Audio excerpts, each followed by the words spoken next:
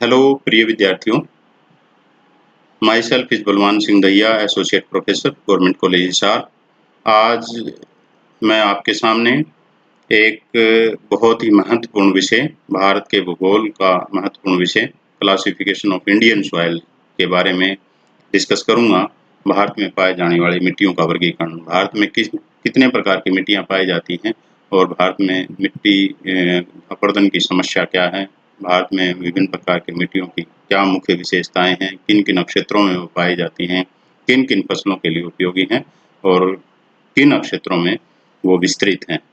भारत में पाए जाने वाली जो मिट्टी है उसका जिक्र करने से पहले हम मिट्टी के बारे में थोड़ा सा अध्ययन करें, मिट्टी को समझने की कोशिश करें, मिट्टी की परिभाषा समझने की कोशिश करें, मिट्टी क्या होती है।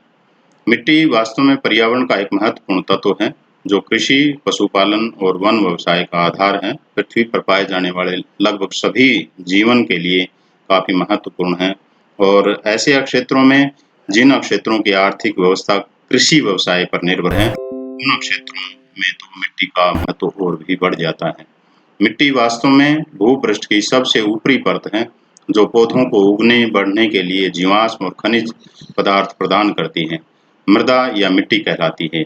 बेनेट के अनुसार मिट्टी भूपृष्ठ पर मिलने वाले असंगठित पदार्थों की वह ऊपरी परत है जो मूल चट्टान और वनस्पति के अंश के योग से बनती है। यानी मूल चट्टान से अलग हुए जो असंगठित पदार्थ हैं, उन असंगठित पदार्थों में वनस्पति के अंश, जीवांश, जीवों के अंश, गले सड़े जीवों के अंश मिल जाते हैं तो वो मिट्टी बन जाती है।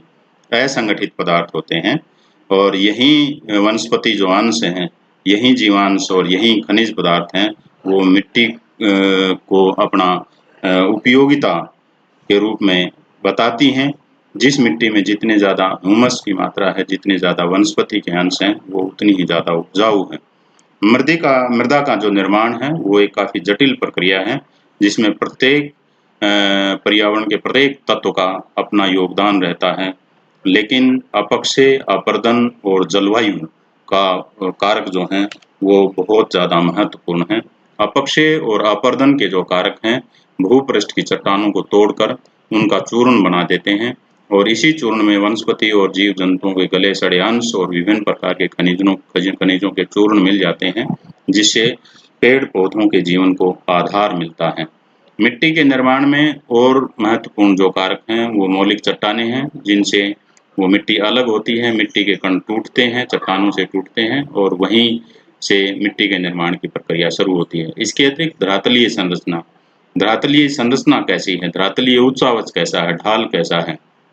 जितनी ज़्यादा ढाल होगी, निश्चित रूप से अपरदन के कारक और अपक्षय के जो कारक हैं वो उतने ही ज़्यादा एक्टिव होंगे और मिट्टी निर्माण की जो प्रक्रिया है उतनी ही तेज होगी।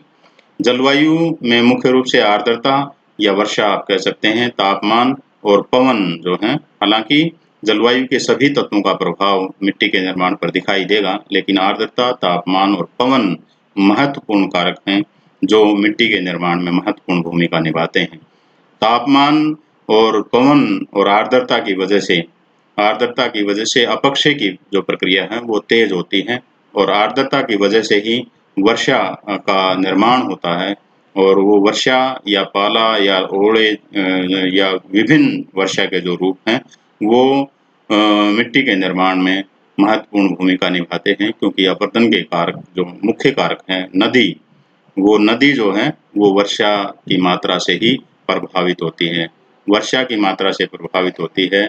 ग्लेशियर में जितनी बर्फ जमती है वो भी जलवायु का, वो भी आर्द्रता से ही संबंधित है। आर्द्रता जितनी अधिक होगी, निश्चित रूप से वृष्टि जो है, वृष्टि का रूप प्रभावित होगा और वृष्टि का रूप प्रभावित होगा तो निश्चित रूप से मिट्टी के निर्माण में भी महत्वपूर्ण भूमिका जलवायु की दिखाई देगी। इसके अतिरिक्त विभिन्न प्रकार की जैविक क्रियाएं, विभिन्न प्रकार के जीवों द्वारा की जाने वाली जो क्रियाएं हैं, जीवों द्वारा की जाने वाली क्रियाएं हैं, कुछ जीव ऐसे हैं जो मिट्टी के निर्माण में महत्वपूर्ण भूमिका निभाते हैं। विभिन्न प्रकार के मूसक, चूहे, विभिन्न प्रकार के केंचुए और विभिन्न प्रकार के डीकम्पोजर जो हैं, जो मिट्टी को गड़ाते सड़ाते रहते हैं। मिट्टी के अंदर जो जीवाश्म होते हैं, मिट्टी के अंदर जो वनस्पति अंश होते हैं उनको गलाने सड़ाने का काम करते हैं और मिट्टी को उपजाऊ बनाने का काम करते हैं। भारत की अगर बात करें, भारत की मिट्टियों की बात करें तो भारत एक बहुत बड़ा देश है जिसमें विभिन्न प्रकार की मिट्टियाँ पाई जाती हैं और मिट्टियों का जो वर्गीकरण है वो करना जो है वो काफ़ी कठिन कार्य है, क्योंकि मिट्टी के निर्माण पर बहुत से प्राकृतिक और मानवीय तत्वों का प्रभाव दिखाई देता है। इसलिए इन सभी प्राकृतिक और मानवीय तत्वों को एक वर्गीकरण में शामिल करना काफ़ी मुश्किल है। मिट्टी के वर्गीकरण का सबसे महत्वपूर्ण आधार उपजाऊ शक्ति है। इस आधार पर मिट्टी को अधिक उपजाऊ, उपजाऊ, कम उपजाऊ और अनउपजाऊ मिट्टी के रूप में वर्गीकृत किया जा सकता है। इसी प्रकार कणों के आधार पर मिट्टी को चिकनी मिट्टी, दोमट मिट्टी, बलुई मिट्टी और रेतीली मिट्टी का नाम दिया जाता है। इसी तरह रंगों के आधार पर काली, पीली, लाल और भूरी मिट्टियों को मान्यता प्राप्त है। कुछ मिट्टी किसी विशेष फसल के लिए भी विख्यात होती हैं। इसलिए उस मिट्टी का नाम फसलों के साथ जोड़ दिया जाता है। दक्षिण भारत की काली मिट्टी जो है वो काली मिट्टी को कपास मिट्टी कहते हैं। असम की मिट्टी को चाय मिट्टी के नाम से भी जाना जाता है। मृदा का वर्गीकरण की अगर हम बात करें, हालांकि बहुत सारे विद्वानों ने भारतीय मृदा का वर्गीकरण करने की कोशिश की है, लेकिन फिर भी उसमें कहीं न कहीं त्रुटि दिखाई दे जाती है। इसलिए भारतीय कृषि अनुसंधान परिषद ने उन सभी विद्वानों की राय को मद्देनज़र रखते हुए भारतीय मिट्टी को 8 वर्गों में विभाजित किया है। जलोढ़ मिट्टी, काली मिट्टी, लाल मिट्टी, लेटराइटिक मिट्टी, वन और पर्वतीय मिट्टी, शुष्क और मरुस्थलीय मिट्टी, लवण और अक्षारीय मिट्टी, पीट और दलदल युक्त मिट्टी। एक-एक करके हम अब सभी का अध्ययन करेंगे। भारत के मानचित्र पर मिट्टियों का वर्गीकरण विभिन्न प्रकार की जो मिट्टियाँ हैं वो दिखाई गई हैं। जलोढ़ मिट्टी, एल्युवल मिट्टी, इसे कांप मिट्टी, दोमट मिट्टी और कछार मिट्टी भी कहते हैं। जलोढ़ का मतलब है जल प्लस ऊढ़, जल के द्वारा ढोकर लाई गई मिट्टी, यानी नदी के द्वारा ढोकर लाई गई मिट्टी। जमा कहाँ होगी? नदी घाटियों में, बाढ़ के मैदानों में और डेल्टाई क्षेत्रों में। नदियाँ चट्टानी चूर्ण बहाते समय बहुत से रासायनिक तत्व भी चट्टानों के में जो रासायनिक तत्व मौजूद होते हैं वो रासायनिक तत्व भी अपने साथ बहाकर ले आती हैं। इसलिए ये मिट्टी बहुत अधिक उपजाऊ है। गंगा, सतलुज, ब्रह्मपुत्र का मैदान इसी मिट्टी का बना हुआ है और इस मिट्टी के मैदान की जो गणना है वो दुनिया के सबसे उपजाऊ मैदानों में की जाती है। इसके अतिरिक्त और बहुत सारी नदियाँ डेल्टा बनाती हैं और उसमें डेल्टाई मिट्टी का जमाव होता है। इसके अतिरिक्त ये मिट्टी असम घाटी, गुजरात और पश्चिम तटीय भाग में भी पाई जाती हैं। लगभग 15 लाख वर्ग किलोमीटर का क्षेत्रफल है इस मिट्टी का और भारत के लगभग 45.6% भाग पर यह फैली हुई है। स्थिति, संरचना और उपजाऊपन के आधार पर जलोढ़ मिट्टियों को हम 4 भागों में विभाजित करते हैं, यानी जिन जिन नक्षत्रों में स्थिति है और जिन जिन जैसा उसका उपजाऊपन है उसके आधार पर जलोढ़ मिट्टी को हम 4 भागों में विभाजित करते हैं। नदीय जलोढ़ मिट्टी, ये मिट्टी जैसे इसका नाम है कि नदी घाटियों में मिलती है और अधिकतम जो विस्तार है वो भारत के उत्तरी भारत के मैदान में है। सिंधु, गंगा, ब्रह्मपुत्र और उसकी सहायक नदियों द्वारा इस क्षेत्र में तलछट का अपने साथ लाए गए जो निक्षेप है, तलछट है, जो गाद है, उसका निक्षेपण कर दिया गया है, क्योंकि गंगा, ब्रह्मपुत्र और उसकी सहायक नदियाँ में से बहुत सी नदियाँ ऐसी हैं जिनमें अक्सर बाढ़ आती है और हर साल बाढ़ के दौरान एक नई परत मिट्टी की बन जाती है। ये मिट्टी भारतीय कृषि अर्थव्यवस्था का आधार है। ये मानचित्र है, इस भारत के मानचित्र में आप देख सकते हैं चारों प्रकार की मिट्टियाँ जिनका हमने जिक्र किया वो चारों प्रकार की मिट्टियाँ इसमें शामिल हैं। दूसरे प्रकार की मिट्टी है तटीय मिट्टी। तटीय भागों में पाए जाने वाली ये जो भाग हैं, ये जो भाग दिखाई दे रहे हैं ये तटीय भागों में एलुवियल सॉइल, खास करके पूर्वी तटीय क्षेत्र में। जो तटीय जलोढ़ मिट्टी है इसका निर्माण समुद्री लहरों की निक्षेप प्रक्रिया द्वारा होता है और कभी-कभी नदियाँ भी तटीय भागों में निक्षेपण करती हैं, जिससे इन मिट्टियों का निर्माण में वृद्धि होती है। ये चावल और नारियल के लिए बहुत ही महत्वपूर्ण मिट्टी है। पूर्वी तट का अधिकांश भाग और पश्चिमी तट का उत्तरी भाग, खंबात की खाड़ी से मुंबई तक का जो भाग है वो तटीय जलोढ़ मिट्टी का ही बना हुआ है। डेल्टाई जलोढ़ मिट्टी, भारत की लगभग सभी नदियाँ नर्मदा और ताप्ती को छोड़ के समुद्र में गिरने से पहले डेल्टा बनाती हैं और इन डेल्टाई क्षेत्रों में जो मिट्टी है उसमें चीका की प्रधानता होती है, जो जल को काफ़ी देर तक अपने अंदर संजोए रख सकती हैं, यानी मतलब काफ़ी देर तक इनको सिंचाई की ज़रूरत नहीं पड़ती। इसलिए इस मिट्टी की गणना विश्व के सबसे उपजाऊ मिट्टियों में की जाती है। इन डेल्टाई क्षेत्रों में चावल, पटसन की खेती की जाती है। चौथे प्रकार की जो मिट्टी है वो तराई मिट्टी है। उत्तर प्रदेश के भाबर के दक्षिण में तराई प्रदेश के लगभग 56,600 वर्ग किलोमीटर क्षेत्रफल में फैली हुई है। इस मिट्टी में नाइट्रोजन और जैव पदार्थ की तो प्रचुरता होती है, लेकिन फास्फेट की कमी होती है। इस मिट्टी पर ऊंची-ऊंची घास और घने वन उगते हैं। यहाँ के अधिकांश वनों को साफ करके भूमि को कृषि योग्य बनाया गया है। जैसे-जैसे कृषि योग्य भूमि की उपयोगिता बढ़ रही है, वैसे-वैसे हम लगातार मिट्टी की जो उर्वरता है, उस मिट्टी की उर्वरता को देखते हुए इन मिट्टी को कृषि योग्य बना रहे हैं। गेहूँ, चावल, गन्ना, पटसन और सोयाबीन की कृषि की जाती है इन क्षेत्रों में। इसके अतिरिक्त काली मिट्टी, रेगुर मिट्टी जिसको कहते हैं, इस मिट्टी का जो निर्माण है, इस मिट्टी का निर्माण की जो प्रक्रिया है, इस मिट्टी के निर्माण की प्रक्रिया ज्वालामुखी विस्फोट की जो प्रक्रिया है, उसके कारण हुई है। यानी ज्वालामुखी विस्फोट से जिन आग्नेय चट्टानों का निर्माण हुआ और आग्नेय चट्टानों के अपरदन और अपक्षय की वजह से आग्नेय चट्टानों के अपरदन और अपक्षय की वजह से इस मिट्टी का निर्माण हुआ है। इसमें लोहा, मैग्नीशियम, चूना, एल्यूमीनियम आदि तत्वों की प्रधानता है। इसके कारण ये मिट्टी बहुत उपजाऊ है और विशेषकर कपास की खेती के लिए। दक्षिण भारत के लगभग 5 लाख वर्ग किलोमीटर क्षेत्रफल में फैली हुई है। यह मिट्टी पश्चिमी मध्यवर्ती मध्य प्रदेश, महाराष्ट्र, गुजरात के अधिकांश भाग, कर्नाटक के उत्तरी भाग और आंध्र प्रदेश के पश्चिम भाग में पाई जाती है। इस मिट्टी में नमी धारण करने की अक्षमता बहुत ज़्यादा होती है, इसलिए सिंचाई की ज़रूरत बहुत ज़्यादा नहीं होती, लेकिन ग्रीष्म ऋतु में यह मिट्टी सूख जाती है और इसमें दरारें पड़ जाती हैं। ये क्षेत्र जो दिखाई दे रहा है पर्पल कलर का जो क्षेत्र है, ये पूरा जो क्षेत्र है, इस पूरे क्षेत्र में आप देख सकते हैं ये काली मिट्टी का क्षेत्र है, जिसमें गुजरात का भी क्षेत्र है, महाराष्ट्र का भी क्षेत्र है, कर्नाटक का भी क्षेत्र है, मध्य प्रदेश का भी क्षेत्र है, आंध्र प्रदेश का भी कुछ क्षेत्र है। इस तरह से ये पूरा जो क्षेत्र है मध्य भारत का क्षेत्र है, इस मध्य भारत के क्षेत्र में काली मिट्टी पाई जाती है। लाल मिट्टी का जो क्षेत्र है, लाल मिट्टी का क्षेत्र भी एक बहुत बड़ा क्षेत्र है।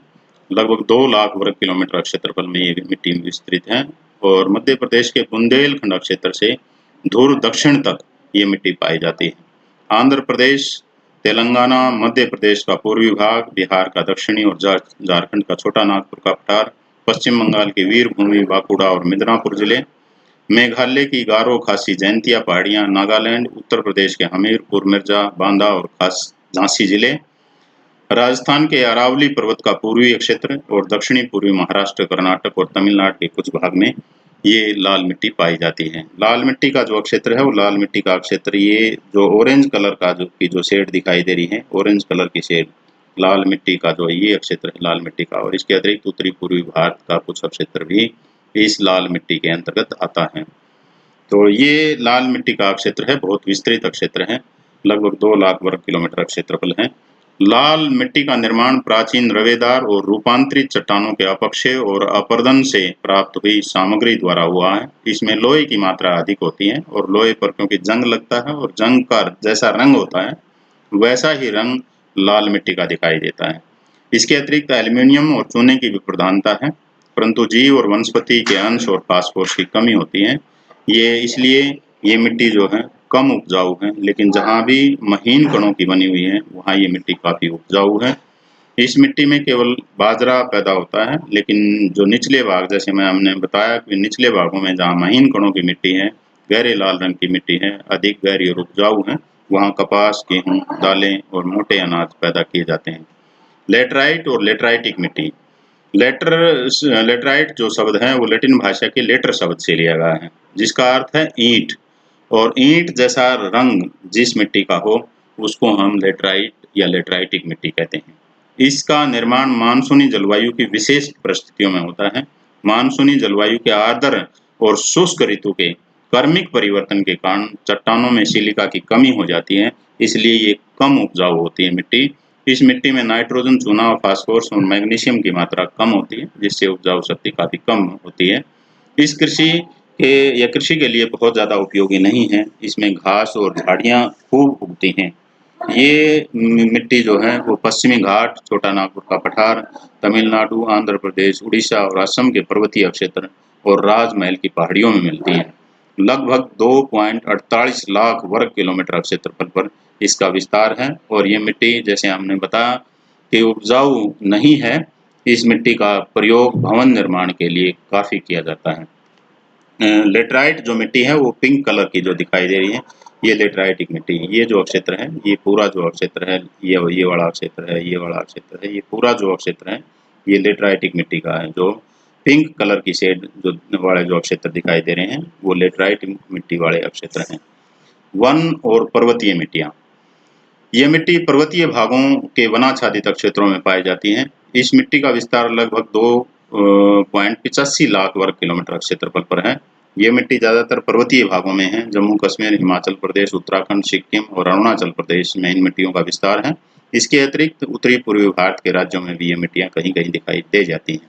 अधिकांश पर्वतीय मिट्टियों का जो निर्माण है, वो टर्शरी युग की चट्टानों के अपक्षय की वजह से हुआ है। यानी इन चट्टानों का जो निर्माण है, वो अपक्षय की वजह से हुआ। अपक्षय भी किन चट्टानों का?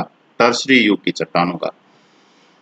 ये जो चट्टानें हैं, ये जो मिट्टियाँ हैं, ये मिट्टियाँ आपको दिखाई दे जाएंगी। जैसे ये पर्पल कलर का जो शेड है, ये क्षेत्र जो है, ये क्षेत्र जिसमें जम्मू कश्मीर है, हिमाचल प्रदेश है, उत्तराखंड है, सिक्किम है, अरुणाचल प्रदेश है, ये भाग। इसके अतिरिक्त जो उत्तरी पूर्वी भारत हैं, उत्तरी पूर्वी भारत के जो राज्य हैं, उनमें भी छिटपुट क्षेत्र में इस क्षेत्र की जो इस मिट्टी के जो क्षेत्र हैं, वो मिल जाते हैं। हिमालय के दक्षिणी जो भाग हैं, दक्षिणी भाग में नदियों ने कंकड़ पत्थर लाकर एकत्रित कर दिए हैं और पथरीली मिट्टी का निर्माण कर दिया है। ये पथरीली मिट्टी भी पर्वतीय प्रकार की मिट्टी है, लेकिन इसमें वनस्पति नहीं उगती। वनस्पति, चूने और लोहे के अंश की मात्रा कम होती है, इसलिए उपजाऊपन कम होता है। मिट्टी के कण मोटे होते हैं, लेकिन कुछ घाटियों में, जैसे दून की घाटी है, कांगड़ा घाटी है, असम की घाटी है और पश्चिम बंगाल का दार्जिलिंग क्षेत्र है, वहाँ बारीक कणों वाली मिट्टी मिलती है, जहाँ चाय और आलू की खेती की जाती है। इसके अतिरिक्त पहाड़ी क्षेत्रों में मंसूरी, नैनीताल और चक्राता जो क्षेत्र है, उस क्षेत्र में चूना और डोलोमाइट अधिक मात्रा में मिलते हैं। वर्षा के कारण चूना तो बह जाता है और डोलोमाइट बचा रह जाता है, जिस वजह से भूमि अनुत्पादक और बीहड़ युक्त हो जाती है। ऐसी भूमि में केवल चीड़ और साल के वन उगते हैं। घाटियों में जहाँ कहीं यह मिट्टी जमी अवस्था में मिलती है, वहाँ चावल की खेती की जाती है।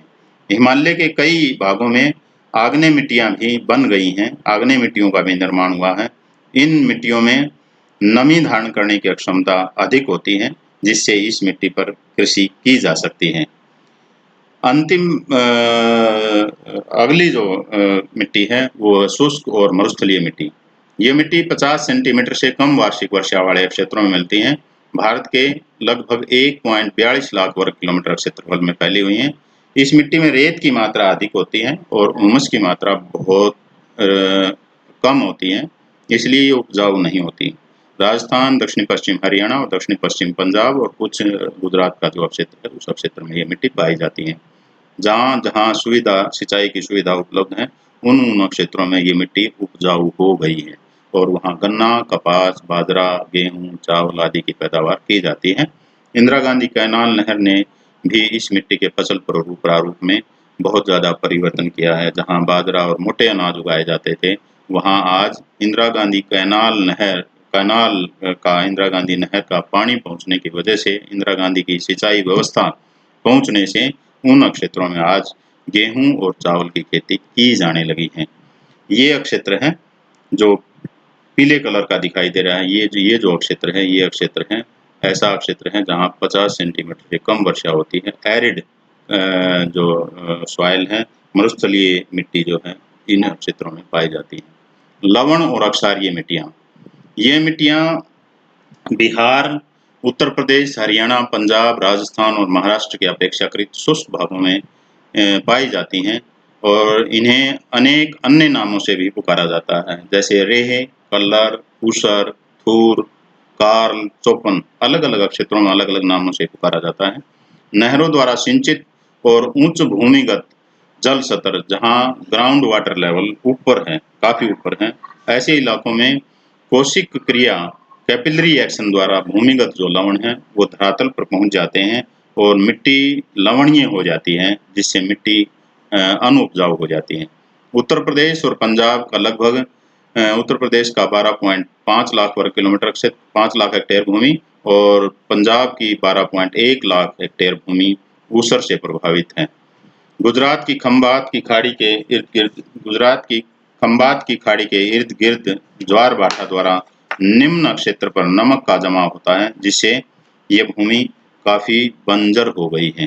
ये जो क्षेत्र हैं जो दिखाई दे रहे हैं, इसके अतिरिक्त छिटपुट क्षेत्रों में जहाँ-जहाँ डोट लगाई गई हैं, वहाँ भी इस प्रकार के जो क्षेत्र हैं सैलाइन और एल्कालाइन जो लैंड है वो दिखाई दे जाती हैं। पीट और दलदल युक्त मिट्टी। पीट अधिक आर्द्रता वाले क्षेत्रों में अधिक जैव पदार्थों के जमा होने पर मिट्टी का इस प्रकार की मिट्टी का निर्माण होता है। इसमें घुलनशील तत्व अधिक होते हैं, वनस्पति अंश भी बहुत ज़्यादा होते हैं, जैव अंश भी बहुत ज़्यादा होते हैं, 40% के आसपास होते हैं। दलदली मिट्टियों में वनस्पति तत्व जो हैं अधिक होने की वजह से इन मिट्टी में उपजाऊपन तो हो सकता है, लेकिन क्योंकि उपजाऊपन ज़्यादा होता है, यानी जो ह्यूमस की मात्रा वो तो ज़्यादा होती है, लेकिन क्योंकि दलदल होती है इसलिए कृषि नहीं की जा सकती। यह मिट्टी मुख्य रूप से पश्चिमी तटीय मैदानी भागों में पाई जाती है। उड़ीसा समुद्र तट और पश्चिम बंगाल के सुंदरवन जो क्षेत्र है, उस क्षेत्र में ये मिट्टियाँ पाई जाती हैं। वर्षा ऋतु में और भी दलदली हो जाती है, लेकिन वर्षा ऋतु समाप्त होने के बाद यहाँ चावल की खेती बहुत बढ़िया होती है। ये कुछ क्षेत्र जो भारत के जितनी भी मिट्टियाँ हैं, वो मिट्टी सारी मिट्टी इसमें इस क्षेत्र में इस मानचित्र में दिखाई गई है। इसके अतिरिक्त अगर हम बात करें, ये थी भारत की मिट्टियाँ, भारत की मृदा। भारत में 8 प्रकार की मिट्टियाँ मुख्य रूप से भारतीय जो कृषि अनुसंधान परिषद है उस द्वारा सुझाई गई मिट्टियों का वर्गीकरण। इसके अतिरिक्त हम थोड़ी सी बात कर लेते हैं भूमि अपरदन पर, भूमि अपरदन और भूमि कटाव पर। जल और वायु के प्रभावाधीन मृदा या मिट्टी की ऊपरी परत कटकर या बह जाती है या एक स्थान से दूसरे स्थान पर उड़ जाती है, तो उसको हम मृदा अपरदन कहते हैं। मृदा अपरदन मुख्य रूप से वनस्पति विहीन, ढाल और कम ह्यूमस वाले इलाकों में होती हैं और मुख्य रूप से जल और वायु इसके बहुत बड़े मतलब कारक हैं, या जल और वायु के कारण ही अधिक मात्रा में जहाँ वर्षा होती है या जहाँ पेड़ नहीं हैं या जहाँ हवा बहुत तेज गति से चलती है, ऐसे क्षेत्रों में मृदा अपरदन आपको दिखाई देगा। इसके अनेक प्राकृतिक और अन्य मानवीय कारक भी हैं, जिसके कारण भारत की लगभग 1/4 जो भूमि है वो अपरदन से प्रभावित हो गई है। मृदा अपरदन को रोका जा सकता है, उसके कुछ उपाय हैं। मृदा अपरदन को किस प्रकार से रोका जाए, क्योंकि भारत जैसे कृषि प्रधान देश में जहाँ भारत की लगभग 1/4 भाग कृषि भूमि का या भारत की कुल भूमि का 1/4 जो भाग है वो मृदा से प्रभावित हो, तो ये एक बहुत बड़ी समस्या बन जाती है। मृदा अपरदन को रोकने के कुछ उपाय यहाँ सुझाए गए हैं, जैसे बांध बनाए जाएं। बांध जिन क्षेत्रों में अक्सर बाढ़ आती हैं, जिन क्षेत्रों में बड़ी नदियां बहती हैं और अक्सर उनमें बाढ़ आती है, उन क्षेत्रों में या उन नदियों पर छोटे-छोटे बांध बना के उनके अतिरिक्त पानी को बांधों के माध्यम से रोका जाए, ताकि अतिरिक्त पानी आगे मैदानी क्षेत्रों में जाकर बाढ़ का रूप ना ले और मृदा अपरदन ना करे।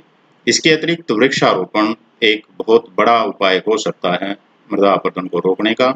जितने ज़्यादा वृक्ष हम लगाएंगे, मृदा अपरदित होने से बच सकेगी, क्योंकि वृक्ष या पौधों की जो जड़ें हैं वो मिट्टी को अपने स्थान से उखड़ने नहीं देती, अपने स्थान पर पकड़े रहती हैं और मृदा अपरदन नहीं होने देती। इसके अतिरिक्त जिन क्षेत्रों में जो प्राकृतिक चरागाह हैं और प्राकृतिक चरागाहों पर पशु चारण किया जाता है, उन क्षेत्रों में अत्यधिक पशुचारण पर प्रतिबंध लगाना होगा, क्योंकि पशुओं के खुरों से मिट्टी खोखली हो जाती है और जब कभी भी हवा को और वायु को हवा और वर्षा को अपना काम करने का मौका मिल जाता है। इसके अतिरिक्त कृषि प्रणाली में परिवर्तन करके भी मृदा अपरदन को रोका जा सकता है।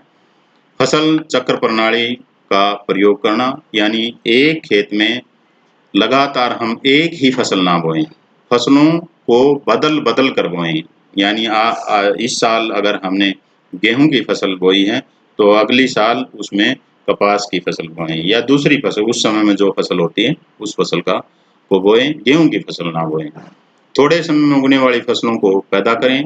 स्थानांतरी कृषि, ज़ूमिंग कृषि, जो खासकर भारत के उत्तरी पूर्वी भारत में काफ़ी प्रसिद्ध है।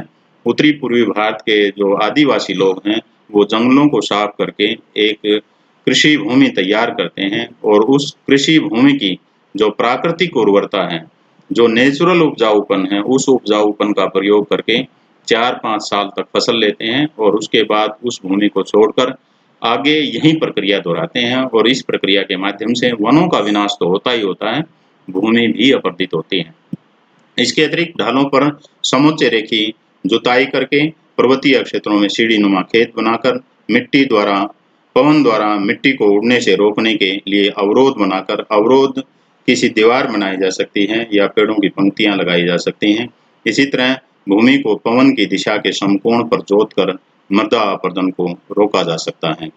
तो ये विषय था हमारा भारत में मिट्टी का वर्गीकरण और मृदा अपरदन और मृदा अपरदन को रोकने के उपाय। धन्यवाद। Thank you.